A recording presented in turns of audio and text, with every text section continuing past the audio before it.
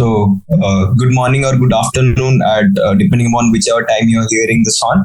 I am Neelav Bhatiya, and I had given my JEE examination in the year of 2020, wherein I had secured a rank of 1755. So, if you've been following my sessions from the previous chapters, you know I have completed a couple of them. And today we are going to take up a new chapter called Sequences and Series. Now, this chapter, from the perspective of not only your board examinations, but from the perspective of comparative examinations as well, is going to be one of the most important chapter because it has a versatile range of questions that are associated with it, right? So, having a good grasp on the concept of this chapter and how you're going to be able to solve the questions, how you're going to approach these questions. If you have a particular clarity in your mind, then it will be beneficial on two parts. It will first help you score really good marks in your board examinations, and it will also help you have a good grasp how to approach questions in your competitive examinations as well. So the first thing that as in when you approach any chapter of math, the first thing you do is kind of go through entire exercise of NCERT. And so that is how you should approach this chapter as well. And that is what we're going to do in these sessions. We are going to take up each and every exercise in NCERT about this chapter, and we are going to solve them. So before I actually start the exercises in itself, you should be aware about a couple of terms. The first term is sequences. So a sequence is like a series of numbers which have a particular relationship amongst them, right? So as you can see, a sequence is containing finite numbers, and if a sequence containing finite numbers is called a finite sequence, and if a sequence does not contain finite numbers, it is called an infinite sequence. So these are the two segregations that a sequence has, and it has terms that are arranged in a particular order. So for example, this is just an example. If I were to describe any term of a sequence in some following regard, that it is related to first term plus a constant d to the power n. So this is something random that I've written, where d is a term and a0 is a first term, and the nth term of sequence is described using this relationship. So this, when the numbers are arranged depending upon the rules that are stated here, those numbers are going to form a particular sequence, correct? And if, for example, your numbers in a sequence are arranged in an order wherein the difference between consecutive terms is always going to be the same, then that particular sequence is called an AP. AP is short for an arithmetic progression. So, for example, what would a AP constitute? So, if I say that the first term is 1, the second term is 5, and as you can see, the difference between consecutive term is 4. So, the next term in this particular AP, which is also a sequence, is going to be 9. Mind you, the rule that the term of this particular AP, in any AP, any term of the AP could be described using this relationship, right? And how did I arrive at this? I arrived at this by knowing that the difference between consecutive term is going to be the same, which is denoted by d, is the difference between two terms, and n minus 1 is will denote the number of differences that I need to add up to reach at the nth term, correct? So just a quick trivia for you guys here is that every arithmetic progression is a sequence, correct? Because it is dependent upon this particular rule. All the terms in the AP would follow this particular rule, right? So it is also a sequence because it is following a particular rule. But every sequence is not an AP, correct? Because this particular rule, every rule of every sequence would not be able to be expressed in this form, right? So I cannot say that a sequence would constitute an AP necessarily, but I can say that an AP would always be a sequence. So these are the two things that you need to keep in mind. Moving on to another interesting part is that now we have understood if the terms have a constant difference between them, they're called an AP. What if rather than the difference between them, the ratio between the term is constant? For example, if my first term is something along the lines of 1 and my second term is 3, then my next term is 9. You can see the ratio like 9 by 3 is equal to 3 by 1 is equal to common ratio R, right? So terms that are of this form are called GP, are called part of a GP. And what is GP? GP is nothing but short for geometric progression. As we had previously discussed, every GP is a sequence because the relation of the nth term with the first term is an of a GP is equal to a r to the power n minus 1, which would imply how many common ratios the nth term is bigger by a factor of from the first term, right? So this is the relationship between GP's nth term and the first term. And as you can see, you have a concrete relationship amongst all the terms that exist in a GP. So every GP would constitute a sequence, but again, every sequence would not constitute a GP because every sequence, every common rule of the sequence would not be able to be described by such relationships, correct? So these are some of the very basic things that you need to keep in mind while any sequence has been, or any sequence, any GP, any AP has been described in this exercises. As and when more things are required to be ingrained in you all, like more rules or more equations that you need to keep in mind, I'll be sure to point that out as well. But these are some of the basic things that you need to have in mind before you approach any exercise, right? So we have discussed some of the common parts that are very useful while you're approaching exercises of this particular chapter. As we progress and solve more and more questions, there will be some more things that you need to learn, keep in mind, and I'll be sure to point them out as and when they are encountered, right? So now, without wasting any more time, let us jump to the exercise part of the chapter and kind of dwell on that, right? So the first exercise they are going to talk about today is exercise 8.1, correct? The first question the first part of the first 6 questions are described in the first line itself, which says, write the first 5 terms of each sequences in exercises 1 to 6 whose nth terms are are as follows, right? So as we had previously discussed, any sequence which describes a series of numbers would be described by a particular rule, right? So as you can see, the first 6 questions have one rule attached to them. When you plug in this rule into the numbers, you're going to get a series of numbers, and that is what is asked of us, right? So for the first question, let's just solve it, and you'll be able to get a good understanding that way. So the first question describes the nth term of the sequence as an equal to n into n plus 2. Now we are required to find the first 5 term of this particular question, right? So what I would do is I would just plug in the value of n equal to 1 up till n equal to 5, and that is how I'm going to get the first 5 terms, right? So for n equal to 1, a1 would then equate 1 plus 2, so that would be 3, correct? Now for n equals to 2, we would have a of 2 equal to 2 into 1 plus 2, that would be nothing but 2 into 3, and it's 2 here, so that will be equal to 2 into 2 plus 2, that will be equal to 2 into 4, and that is nothing but 8, correct? For n equal to 3, a of 3 would then be, plug in the value of 3 in this equation, and that is how you're going to arrive at the third term. That will be 3 into 3 plus 2, that is nothing but 5, and that is 15, correct? Similarly, for n equals to 4, you would have a of 4 equating to 4 into 4 plus 2, that is nothing but 6, and 4 into 6 is nothing but 24.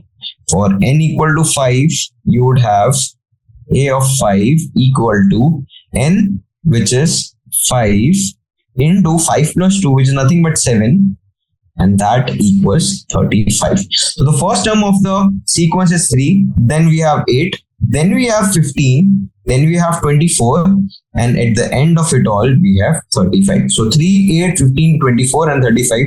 These are the first 5 terms of this particular sequence. Correct? Similarly, we are going to solve it for the next question as well.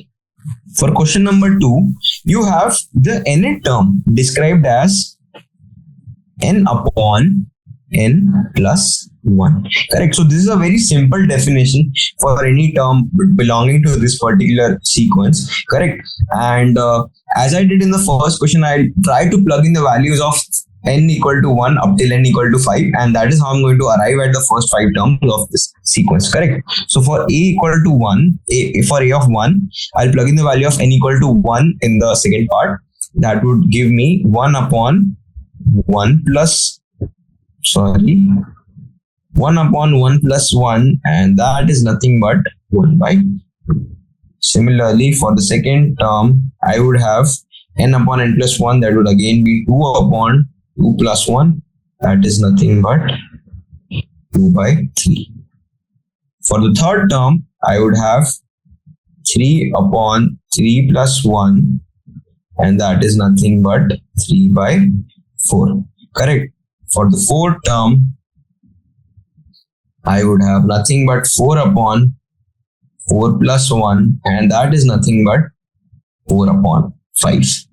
For the fifth term, I would have nothing but 5 upon 5 plus 1, and that is 5 by 6. Correct. So 1 by 2, then 2 by 3, then 3 by 4, 4 by 5, and 5 by 6.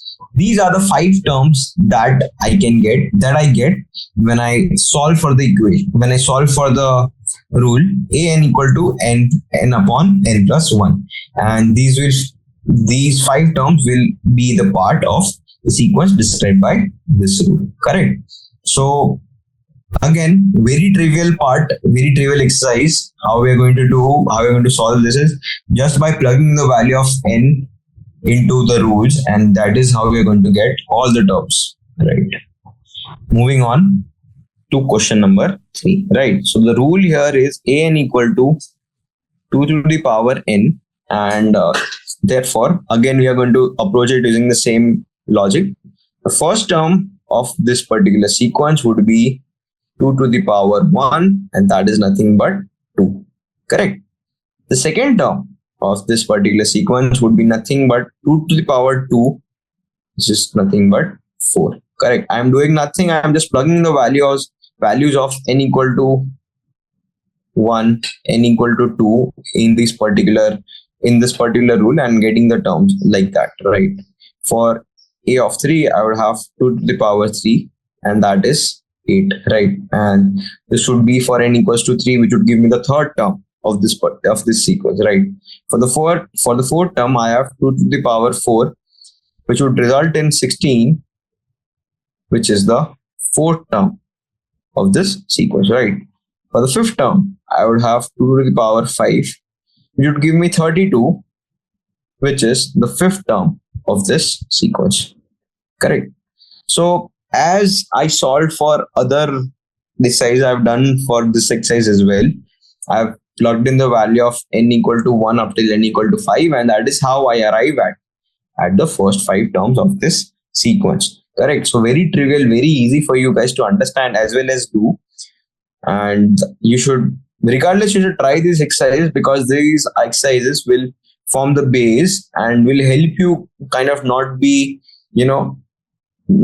challenged by the other exercises that are going to come ahead. Right. So you should always start at the very beginning, and no matter how you progress or how other harder questions that you might solve in this exercise, in this particular chapter, you should always start with the NCERT from the very first question. And that is my tip for you all.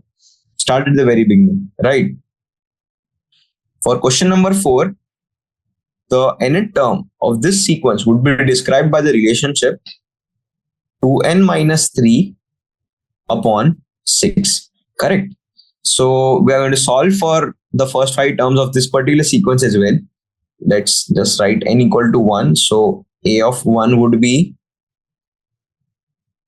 2 minus 3 upon 6. Correct. I've just plugged in the value of n equal to 1 here, and that would give me minus 1 by 6, which is the first term of my sequence. For n equals to 2, a of 2 would be 4 minus 3 upon 6. How did I arrive at 4? I plugged in the value of n equal to 2 here. So 2 into 2 is 4. 4 minus 3 equal to 1 upon 6 is 1 by 6. Correct. For n equals to 3, I have a of 3 equals to 3 into 2 is 6 minus 3 is 3 upon 6 is 6. So 3 upon 6 is nothing but 1 upon 2, and that is my third term. Correct. For the fourth term, I have 2n minus 3, so that will be 8 minus 3 upon 6, and that would equate to 5 upon 6. Correct. 8 minus 3 is 5, divided by 6 is 5 by 6. For n equals to 5, I have 2n, which is going to be 2 into 5, which is nothing but 10. So 10 minus 3 upon 6 is equal to 7 by 6. Correct. So that is how I'm going to arrive at the first 5 terms of this sequence. And yeah, that is all for the fourth question. Moving on to the fifth question. Start solving for the fifth question. For the fifth question, the rule that I have to keep in mind is an equals to minus 1 to the power n minus 1 5n plus 1. So this is the rule that I'm going to follow for this particular exercise, right? And then my first term, what would be my first term then? My first term would be nothing but minus 1 to the power 1 minus 1 5 to the power 2. Correct. How did I arrive at this? I arrived at this by plugging the value of n equals to 1 in this particular rule, and 1 minus 1 is 0. So minus 1 to the power 0. Anything raised to the power 0 is 1 itself, right? So I'll get 1 into 5 to the power 2 is nothing but 25, and hence my first term is 25. Correct. My second term would be minus 1 to the power 2 minus 1 5 to the power 3. Right. How did I arrive at this? I arrived at this by plugging the value of n, because this I need to find the value of second term. So n is equal to 2 here, right? So 2 minus 1 is 1. Minus 1 raised to the power 1 is nothing but minus 1 into 5 raised to the power 3 is 125. So the second term is minus 125. Correct. The third term would be minus 1 to the power 3 minus 1 5 to the power 4. Correct. So 3 minus 1 is equal to 2. Minus 1 raised to the power 2 is nothing but 1. So 1 into 5 raised to the power 4 would equate 625. And hence the third term of this particular sequence would be 6 to 5. Right. For a of 4, minus 1 to the power 4 minus 1 5 to the power 5. And 4 minus 1 is 3. So minus 1 raised to the power 3 would be minus 1. Correct. And 5 raised to the power 5 is nothing but 3125. So I have minus 1 into 3125. I would urge you all to calculate these things by yourself rather than looking up the solution or using a calculator. This is how you're going to solve and get these answers faster just by yourself and not by any other means, right? So I would urge you all to calculate this values by yourself without using any calculators. Yes. So the fourth term would be minus 3125. Correct. Moving on to the fifth term of this sequence, minus 1 to the power 5 minus 1. So 5 minus 1 and into 5 to the power 6. Correct. So 5 minus 1 would equate 4, and minus 1 raised to the power 4 is nothing but 1 in itself. 5 raised to the power 6 is 15625. Correct. So 1 into 15625 is nothing but 15625. Right. So that is how you're going to arrive at your answers. These are the first 5 terms of this sequence. Notice there exists a constant relationship or the constant ratio between all the terms of this GP. Minus 125 divided by 25 would equate minus 5, right? Then 625 divided by minus 125 would also equate minus 5. Then 3125 divided by 625 minus 3125 divided by 625 would also equate minus 5. So as all of these terms are always in a constant ratio, all the consecutive terms are always in a constant ratio, so this will constitute a GP. An interesting note here, even though it is mentioned that all of these are sequences, this particular rule would also be that of a GP, right? How did I arrive at this? I arrived at this by seeing that the ratios between all the consecutive terms are going to be equal, right?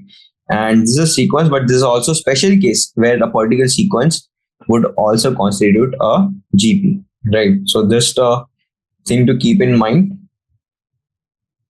Now moving on to the 6th question, right? Going on to question number 6, exercise 8.1, correct? So for the 6th question, the rule that has been described is A of n equals to n into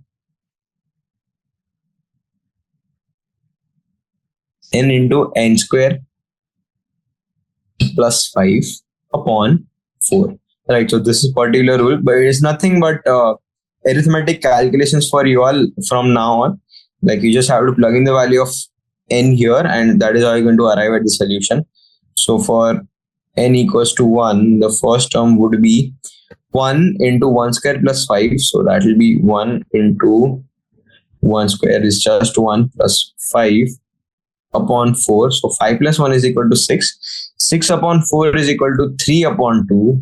And that is your first term, right? For n equals to 2, the second term would be 2 into, so 2 square is going to be 4 plus 5 by 4, and cancel this out like this.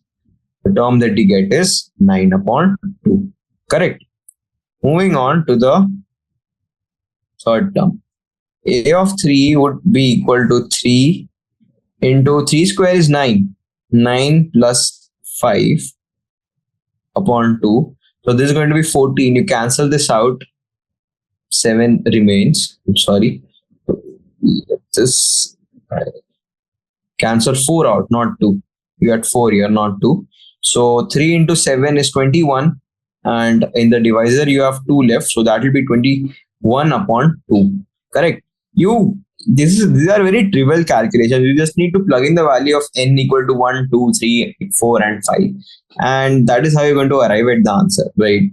For n equals to 4, A of 4 would be 4 into, so 4 square is nothing but 16 plus 5, correct? We have 4 in the denominator as well. 4 and 4 gets cancelled. 16 plus 5 is nothing but 21, correct? For the 5th term, we have A of 5 equals 5 into, so 5 square is 25 plus 5 divided by 4, correct? So let me just rub some of the part here and I'll be able to better solve it. So what should I rub? Rub this, right? You can rub the rule. We know the rule, right? So A of 5 would then equate 5 into 5 square is nothing but 25 plus 5, which is as mentioned in the rule, upon 4.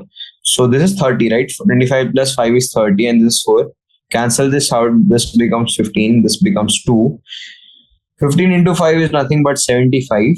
and in the divisor we have 2, so that will be 75 by 2.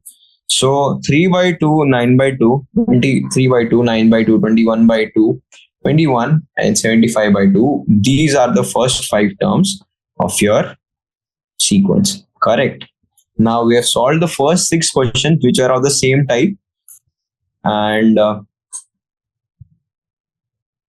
yeah, so that is going to be the first 6 questions of this particular exercise. Moving on to the remaining questions. Let's see what they tell us to do. Correct.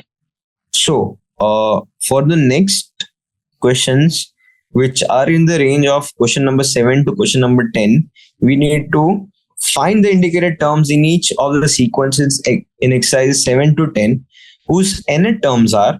So we have been given a particular rule, and based upon that rule, we need to calculate the term that is associated with that particular sequence. Right? We are given the rule, we are given the term number that we need to find, and that is how this question is stipulated. That is what this question stipulates. Right? So for the question number 7, we have a of n described by the relation 4n minus 3, and we need to find a of 17 comma a of 17 comma a of 24. Correct. So the relation is described by a of n equal to 4n minus 3. We need to find a of 17 and a of 24. So a of 17 would be nothing but me plugging in the value of 17 in this rule. So that is 4 into 17 minus 3. 4 into 17 is nothing but 68 minus 3, and that would be 65. Similarly, for the 24th term, I have 4 into n is equal to 24, because it has been stipulated that we need to find the 24th term. 4 into 24 is nothing but 96 minus 3 is equal to 93. Right? That is how you're going to find the 17th term and the 24th term respectively. Right? So that is the 7th question for you guys. Moving on to the next question, question number 8. We have a of n described by the relation n square upon 2 to the power n, and we need to find the value of a of 7. Right? So this is also not going to be very difficult. It's fairly trivial for you guys to solve. Just for a of 7, you need to plug in the value of 7 into this rule right here. Right? So 7 square is nothing but 49 upon 2 to the power 7. 2 to the power 7 is nothing but 128. Right? So I have, this should be written a bit better. 2 to the power 7. So I have 49 upon 128, and that will form my 7th term of this particular sequence. Correct? Moving on to the 8th question, or maybe, to the 9th question. In question number 9, the rule is given to us as minus 1 to the power n minus 1 n cube, and we need to find the value of a of 9, which is the 9th term of this sequence. Right? So 9th term of this sequence would entail minus 1 raised to the power n minus 1. Yes, so we have 9 minus 1, and then we have n cube. Right? So n cube, which is 9 cube, it's going to be written like this. Right? So n minus 9 minus 1 is 8. Minus 1 to the power 8 is going to be 1. Even power negative term is always going to be positive. Keep this thing in mind. So this is going to be just 1. And 9 cube is going to be 729. So 1 into 729 is 729. So this is your 9th term of this sequence. Correct? So that was all from the 9th question.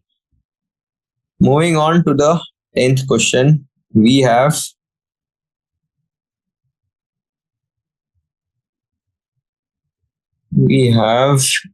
A of n described by the relation n into n minus 2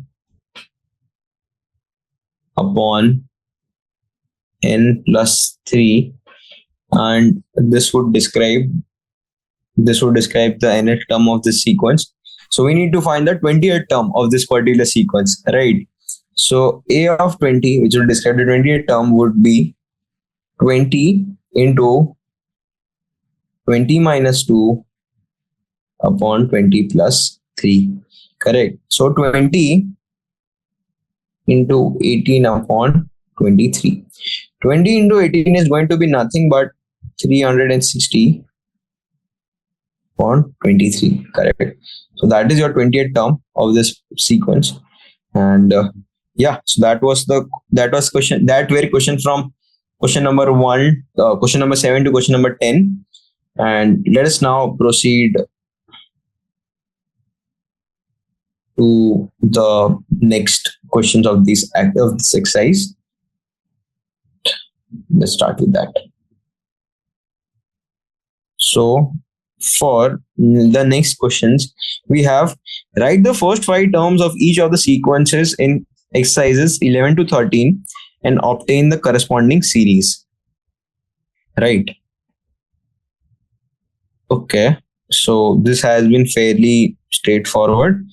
So for question number 11, we have been given A of 1 equals to 3 and A of n equals to 3 A of, wait a minute, 3 A of n minus 1 plus 2, right? So why we have been given the first term separately from the rule is that every subsequent term in this particular sequence would be derived from its previous term, right?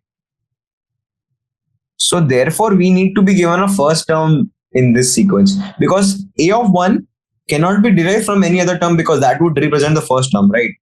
So that is why the first term has been given separately to us and we are required to find the first 5 terms, right? So without wasting any more time, let's do it.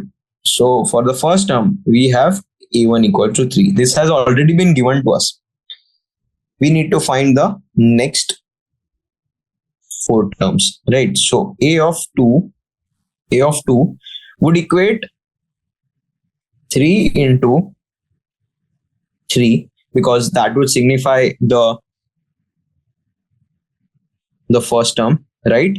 Plus 2, right? So A of n minus 1 would be A of 1. So let me just make it very clear for you all, so there's no confusion right here. So A of 2 would be described by 3 into A of 2 minus 1 plus 2, right? So 3 into A of 1 is nothing but 3 plus 2, that would be 11, right? That is your second term. Moving on to the third term, you have third term described by 3 into A 3 minus 1 plus 2, so that is nothing but 3 into A of 2 is nothing but 11 plus 2, so that is 33 plus 2, that is nothing but 35, correct? A of 4 is nothing but 3 into A of 3 plus 2, which is nothing but 3 into 35 plus 2. 3 into 35, 105. 105 plus 2 is equal to 107, and that is your fourth term. For the final term, we have 3 into A of 4 plus 2, 107. So that is 3 into 107 plus 2. 107 into 3 is 321, and 321 plus 2 is nothing but 323. I'm going to write this up here as well. So I had 3 into 107 plus 2. So 3 into 107 is 321 plus 2, and that is nothing but 323, right? So this is the fifth term right here and right here for you guys to see. So we have 11. So we have 3, starting from 3, we have 3, 11, 35, 107 and 323 as the first 5 term of this sequence, correct? Moving on to the 12th question, right? To the 12th question. In the 12th question, we have A of 1 equals to minus 1, and we need to find a of n equating to a of n minus 1 upon n for n greater than equals to 2. Now, as we discussed in the previous question as well, what is the requirement for us being given the first term separately and the rule separately is that every term in the sequence is dependent upon its previous term. But because the first term cannot be derived from the previous term because it represents the first term, so we have been given the first term separately. That is the main reason why. So the second term would then be a of 2 would then be a of 2 minus 1 upon 2, correct? And that is nothing but minus 1 upon 2, correct? Similarly, the third term would be a of 3 minus 1 upon 3, and that is that will be a of 2, so minus 1 by 2 upon 3, that is minus 1 upon 6, correct? The fourth term would be a of 4 minus 1 upon 4, that is nothing but minus 1 upon 6 by 4, and that is nothing but minus 1 by 24, correct? Moving on to I need to find the fifth term as well.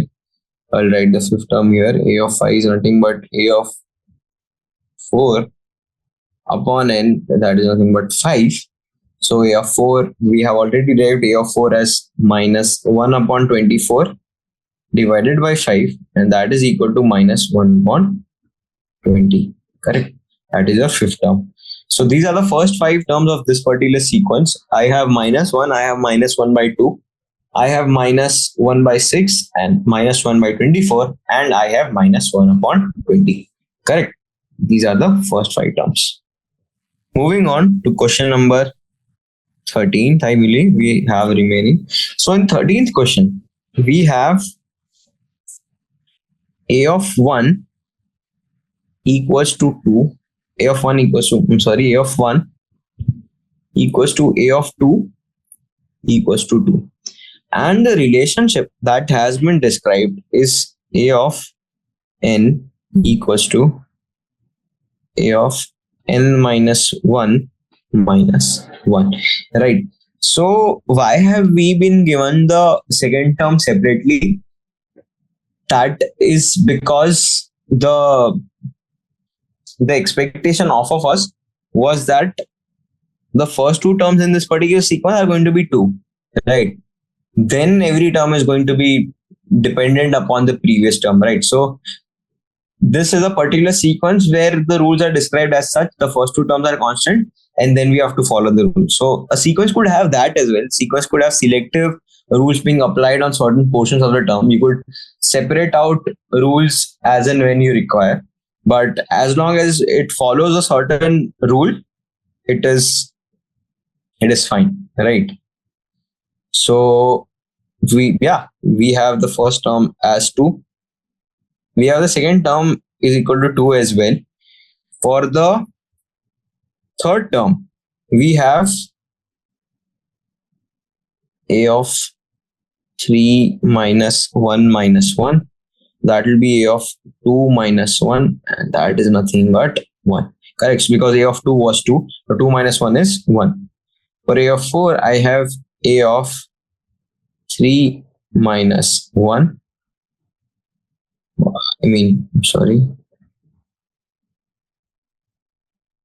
4 minus 1 minus 1. So I have a of 3, which is equal to 1 minus 1, and that is nothing but 0. Right. For a of 5, I have a of 4 minus 1. So a of 4 is nothing but 0. 0 minus 1 is minus 1. Correct. So I have 2, 2, 1, 0 and minus 1 as the series. Right. So that was the 13th question as well, right?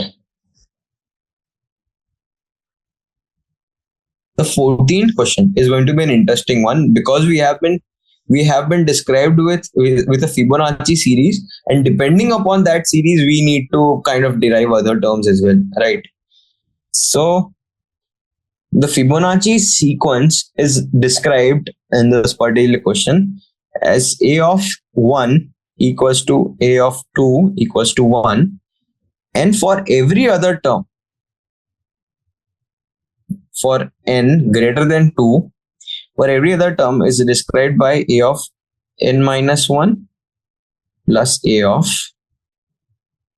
n minus 2. Correct.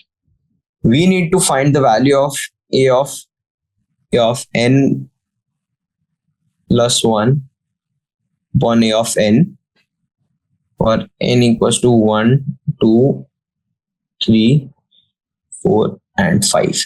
Right. So this is what we are required to do. We have to find out the values of these terms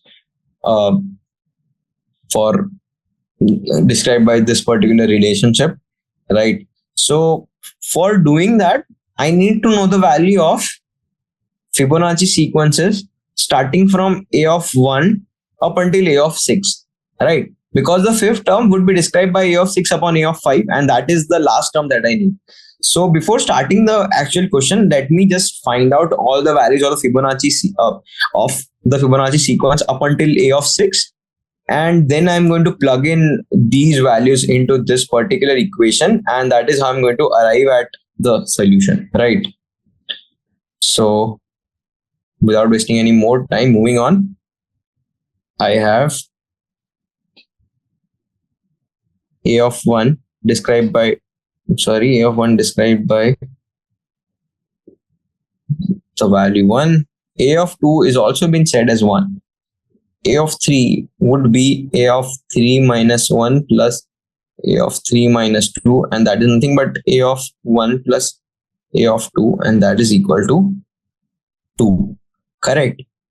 A of 4 would subsequently be a of 3 plus a of 2, plugging in the value of the relation a of n equals a of n minus 1 plus a of n minus 2. Correct. I'm doing nothing but I'm using this relation here. So a of 3 has already been told to us as 2 plus 1. So that would be 3. Right. A of 5 would be a of 4 plus a of 3. So a of 4 is 3 plus 2, that is 5. Correct. A of 6 would be a of 5 plus a of 4, and that is nothing but 5 plus 3, and that is 8.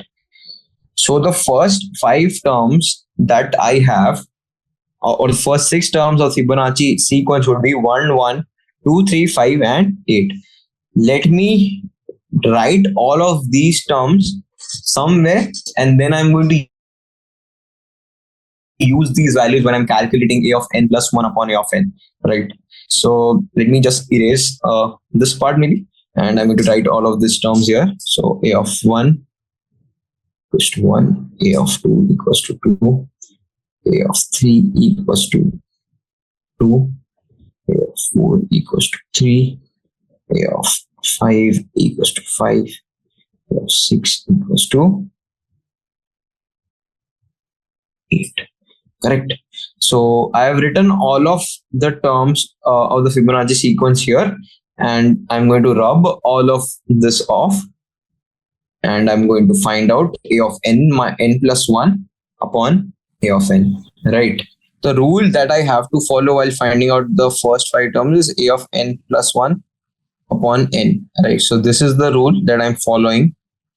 So for n equals to 1, I have a of 1 plus 1 upon a of 1. That will be a of 2 upon 1. A of 2 is nothing but 1, and a of 1 is also 1. So 1 upon 1, and that is 1, right? For n equals to 2, I have a of 3 upon a of 2. Correct. A of 3 is nothing but 2 upon 1 is nothing but 2. Correct. For n equals to 3, I have a of 4 upon a of 3. A of 4 is nothing but 5. And a of 3 is nothing but 3.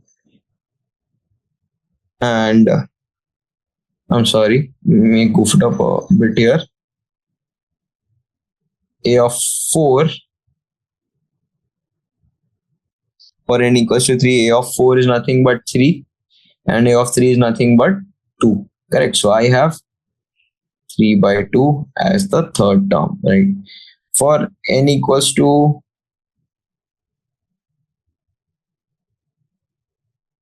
4, I have a of 5 divided by a of 4, and that is nothing but a of 5 would be 5 divided by 3 would be 5 by 3. Correct. For a of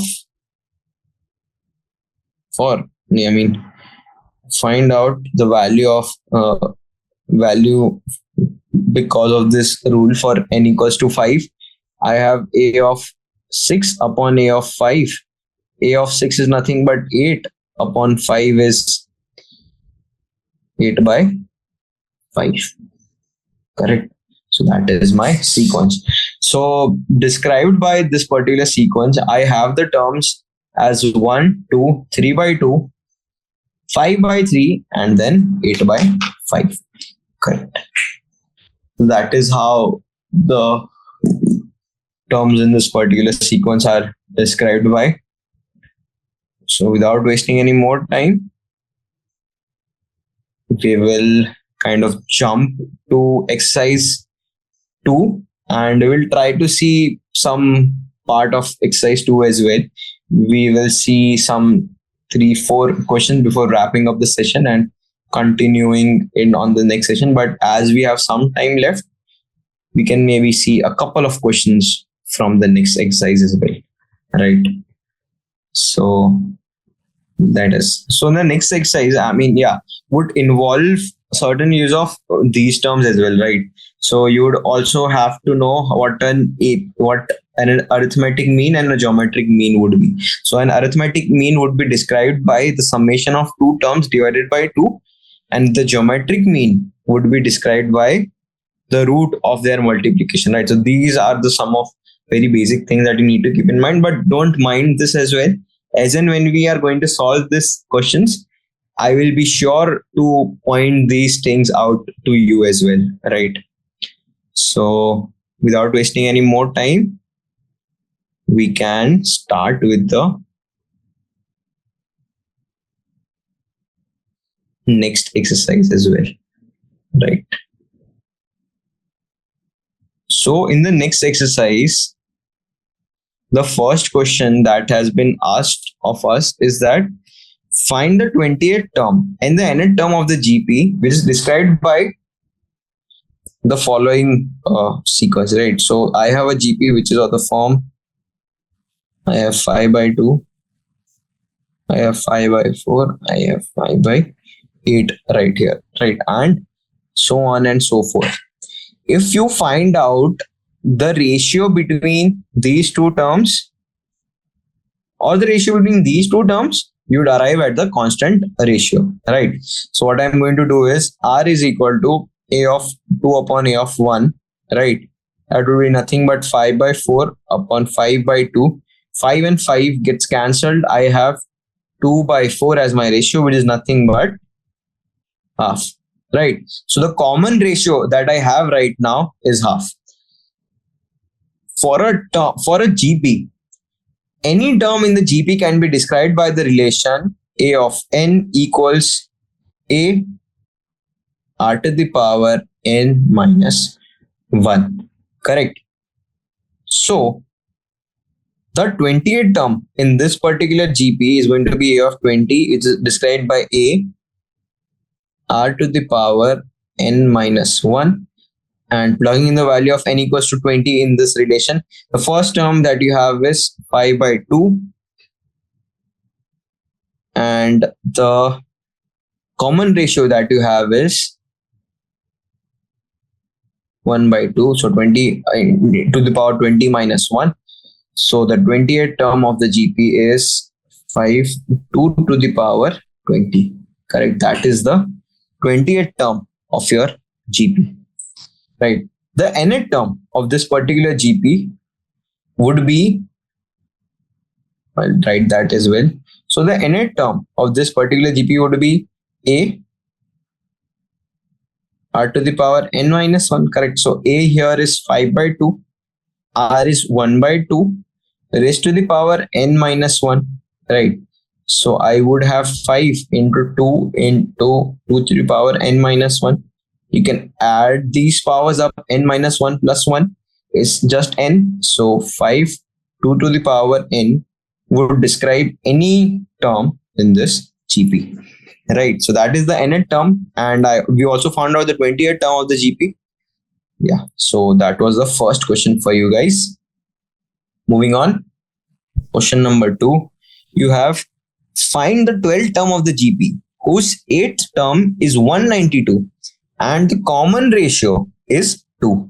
Correct. So we need to find out the 12th term of the GP whose 8th term is 192. So let me just write this. A of 8 has been given to us as 192. R, which is the common ratio, has been given to us as 2. We need to find A of 12 and what it equates. Correct. So in any GP, as you know, a GP's term could be described by the relation A of n equals A r to the power n minus 1. Correct.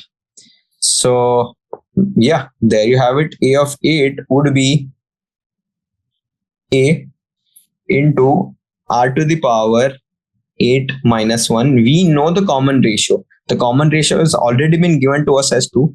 192 right here into, we don't know what is A, right? So A would be as it is. And in the RHS, I would have 2 to the power 7. Correct. So A would be nothing but 192 upon 2 to the power 7. So 2 to the power 7 is nothing but A to the power is nothing but 192 and 2 to the power 7 is nothing but 128. And when you do the calculation, you can cancel this out by 64. That would be 2. That would be 3. And so the first term of the GP would be 3 upon 2. Now that you have the first term of the GP figured out, you'll be able to calculate the 12th term as well, right? So how you're going to do that? Let's just,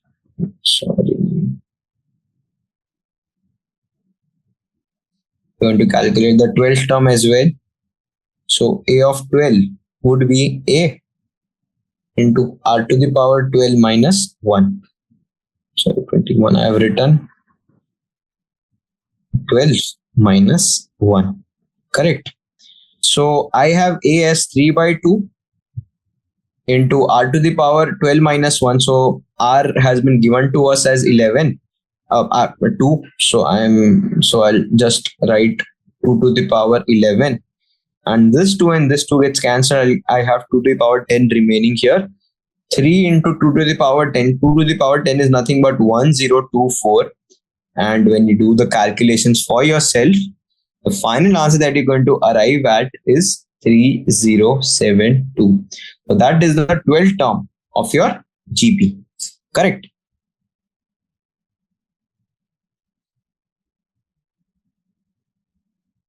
Moving on to the third question. So this is going to be the last question we solve for the day.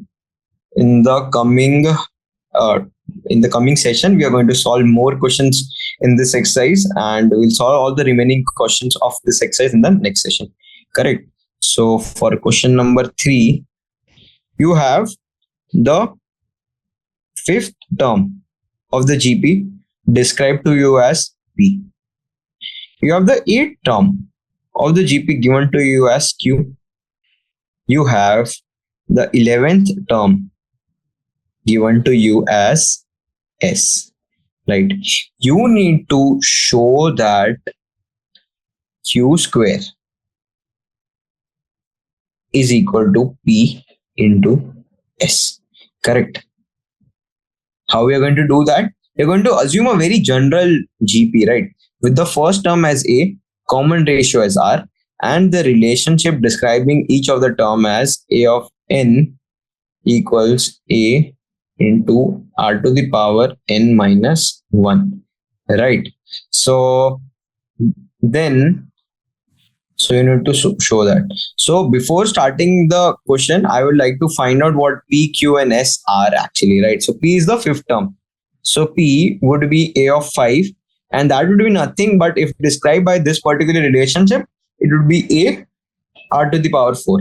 Correct? Can you understand that? Because the first term is A and R is the common ratio that we have assumed. So the Pth term would be A 4 to R to the power 4. Correct? The Qth term would be A of 8, and that would be nothing but A R to the power 7. Correct? Very simple to understand, very trivial. The S term would be A of 11. I mean A of 12. I'm sorry. It has been given to us as A of 11. Correct? That would be nothing but A R to the power 10. Correct? So we have the Pth term described as, we have the P is equal to A R to the power 4 as the fifth term. We have Q as A R to the power A into R to the power 7 as the 8th term. S as equal to A into R to the power 10 as the 11th term. We have these three terms in our description. And moving on, so we are going to first evaluate the LHS, then we'll evaluate the RHS, and when both of these are equal, we'll be able to conclusively show that Q square equal to PS, right? So I'm going to write LHS here and RHS here, right? So what is Q square? Q square is nothing but A R to the power 7 whole squared. Correct? How do I arrive at this? I have already denoted Q as being equal to A R to the power 7. Correct? So I'm just squaring up this entire term.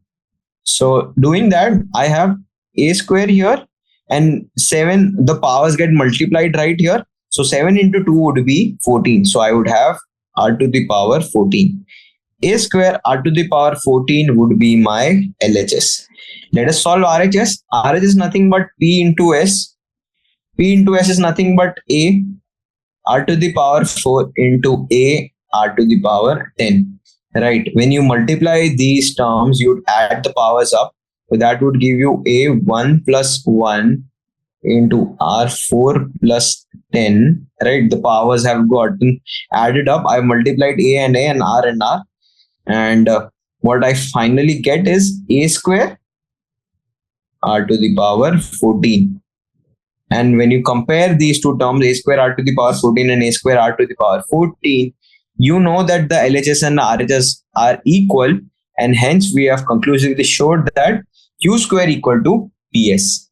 Right? So this has been question number 3 of this particular exercise, and we were able to finish about 17 odd questions today from the first exercise and some part of the second exercise as well. Moving on, we will solve all the remaining questions of the second exercise and the last exercise of this chapter as well. Meanwhile, I would urge you guys to familiarize yourself with all the terms and all the formulas that are given to you in the NCERT. So before the next session, I would like you all to be familiar with what is an AM, what is a GM, and how you would be able to find these two things, right? So just have a quick look at how you're going to